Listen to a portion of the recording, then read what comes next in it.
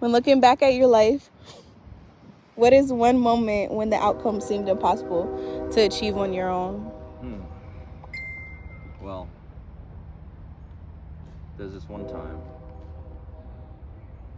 where I would, or more than one time, where I would just fall into sin, technically. Fall into sin, drinking, smoking, falling into all the wrong things. And I was trying to fight that alone for the longest time. And when you try to fight things alone, you can't really heal. And when you try to fight it alone, it just doesn't work. You can't heal right. Everything in your mind just messes up, and so I was making myself feel down. And then I heard a small, still voice I've never heard before. Never understood.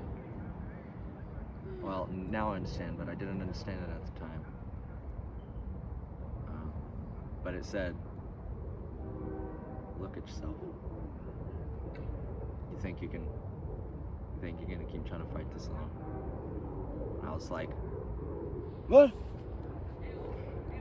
And in that moment, I realized you shouldn't and you can't fight things alone. And in that moment, I realized I needed someone else to help me. And I was with the Lord at the time, but I had a lot of other stuff that I went through that I wasn't with the Lord, that I was trying to fight alone. But this time I was with the Lord, but I was still trying to fight alone. So I was like, okay, Lord, thank you for opening my eyes. I'm not trying to fight this alone, but you are my strength, my protector, healer, and provider. So I'll face anything that comes upon me with you. So I did. And I look to him even now. Sometimes I may fall, but I won't break my face. No, I'm just kidding. I may fall. No, I may stumble, but I won't fall. That's what I was trying to say. Amen. And yeah, I think that answered your question. When was the time in your life where you felt like it was only God that helped you through in any certain situation or circumstance? And what was going on in that time of your life? So just recently, I'll say like 2 weeks ago, I was like getting things coming upon me and taking over my mind, like telling you you're lonely, you have no one to go to, no one to attend to. And so I looked for things to try to fight it, like the first story on how fighting alone. So I turned back to drinking. And then that day I was drinking, I think I drank for 3 days, not straight, like one day, and then, yeah, and then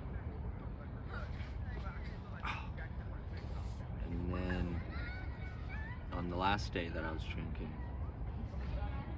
I was painting, but then I went up to go paint the hood of my truck and finish it. So I went and painted it, and the whole time I was still drinking and painting, but I was telling myself, don't go on a drive, don't do it. But the alcohol was in my system, so it was taking over my thoughts. And I was like, don't drive. And then when I was finished painting, I was like, I'm just gonna go park it, and I'm done. And at this time, I had way too much to drink. Like, mixing vodkas, like 3 different vodkas together, whiskey, some other wine, whatever. So I was loaded.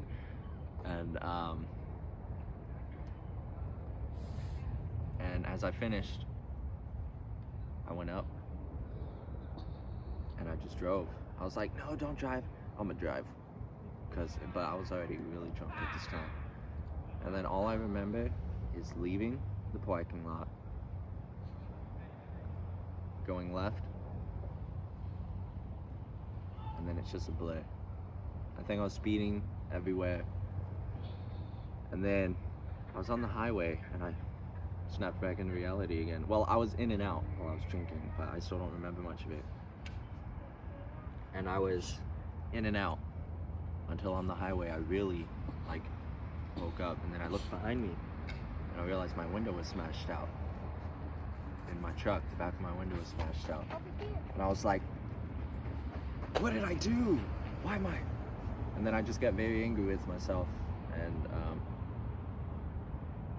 sad. But I was speeding the whole time. That whole time, I went off the road somewhere, and somewhere in the back roads. The scariest thing about it is I don't remember any of it. And all I do is remember speeding a little bit, and that was it. And I sped, and I think somewhere along one of the roads, I was going too fast around a corner and spun out, because when I woke up, or came back to reality, I went back home to look at my truck, and I got out and I jacked it up. I swerved off the road. There's now this big dent in the back of my truck, and my window shattered. And I was thinking that whole time that I was speeding, the Lord taught me a lesson with my truck, but also that He was also having mercy and grace upon me, protecting me. And I realized He's always there, no matter what. And in that moment, I knew that He was there, guiding, taking the wheel, literally. He took the wheel. I mean, I can drive straight most of the time, but I'm still swerving out of it, but not out of the lines. But I guess I was going too fast around a corner. And to be honest, it didn't have to be the back of my truck. I could have went too fast into a tree. Might not be here right now. And in that moment, I realized someone was looking out for me. And it was, of course, God. And they were watching over me, even through my sin. And yeah, He was protecting me in that time. And that's when I felt, I feel His presence all the time. But I really fell into a dark pit, depressed a little. And yeah, I really felt the Lord that day. Well, the next day mostly. Really felt the Lord the next day. Because that same day I went to a group of people, my church, house church group that I've never had before. I've never had people to turn to in my time of breaking down. So that was a new one, and I'm grateful for it. But I'm more grateful for God for keeping me alive, because there's been many times I've almost died, and He's always been the one there, even before I knew Him. So I'm grateful for that.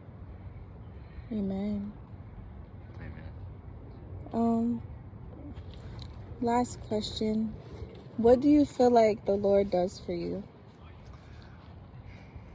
Every day, He's telling me to read His word, seek His knowledge, seek His wisdom, be the light, so He can shine through me to people. Be yourself. Don't try to be like everyone else, because then you're just following the flock. And when you try to be like everyone else, then you're just following the world. And God doesn't live that way, or want us to live that way. Because if we follow the world, then who are we? We're lost. And yeah, He wants me to be a leader. Ever since I was young, I've always had this feeling of being a leader. And I've always led everyone, every friend group I've been in, every friend I had, me and my brother were always the leader, mostly me. And I think he's leading me to be a leader one day. So I'll live in that purpose, because we all have a purpose in this life. Everyone's a little different, maybe completely different. But I think he wants me to be a leader. So, however I'll get there, when I'll get there, how it'll happen, I don't know. But you know what? I trust in the one who can do it. Amen. Amen. And what do you feel like the Lord does for you? Is that the same? Like, who is the Lord to you? Like, He's my best friend, my one and only, my lover, my shoulder I can turn to when I have no one, when I feel like I have no one else there. When life comes down on me, and I can just talk to him. And even when I'm happy, joyful, talk to him like myself, be my goofy, old, regular self. Don't have to put this mask upon my face like most Christians like to do. Like they have to live like you have to put this mask and pray to him a certain way, when you really just need to be yourself. And that's really what he wants us to be. So that's what I'll do. I think that answered your question. yes, thank you so much for this But God experience.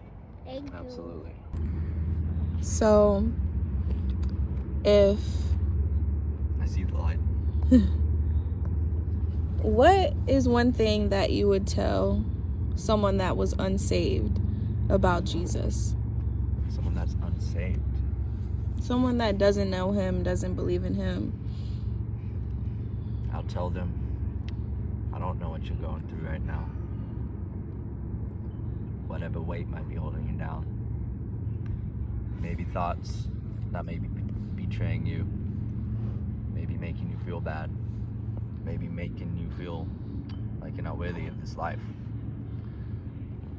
Even just things you do to yourself that make yourself feel even worse.